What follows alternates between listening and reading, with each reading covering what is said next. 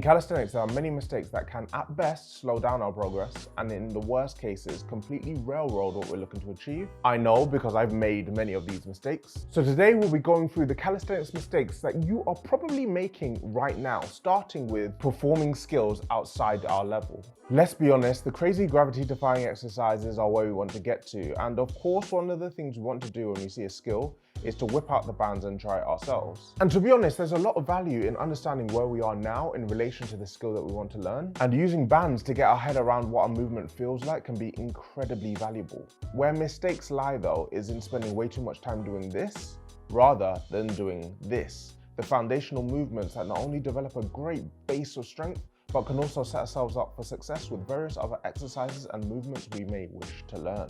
Spending huge swaths of our precious training hours spamming exercises that we simply cannot do is just not a good use of time. Coupled to this mistake is just trying to learn way too many skills at once. I've mentioned this on this channel before, but if your average training session looks like this, there really is something wrong.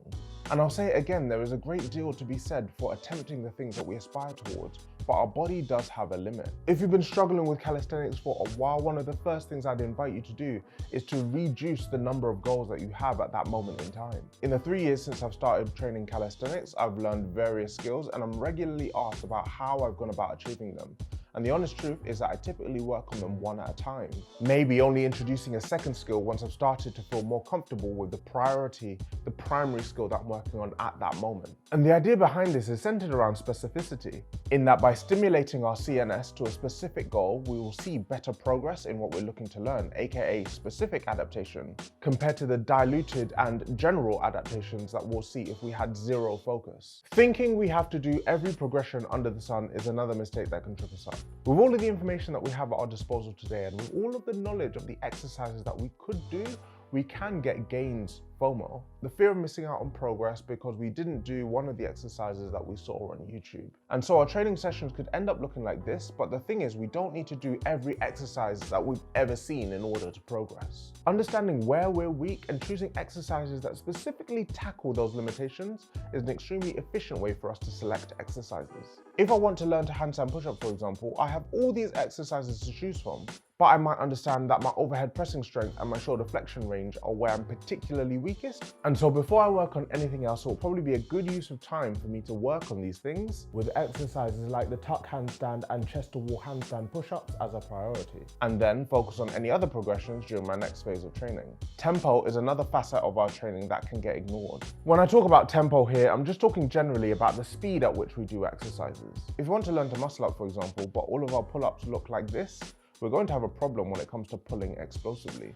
Similarly, if we want to build our strength through using eccentrics but we drop like a stone, then the value of them will be diminished.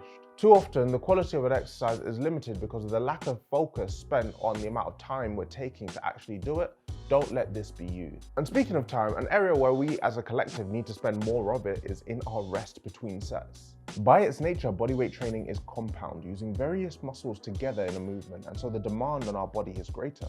Spending 2 to 3 minutes getting to a point where we can do the next set is how we set ourselves up for success, but the problem is many of us see this as wasted time. If it helps, personally, what I think about is what I really want to get out of that next set. What I'm particularly focusing on, the muscles that I want to put tension in.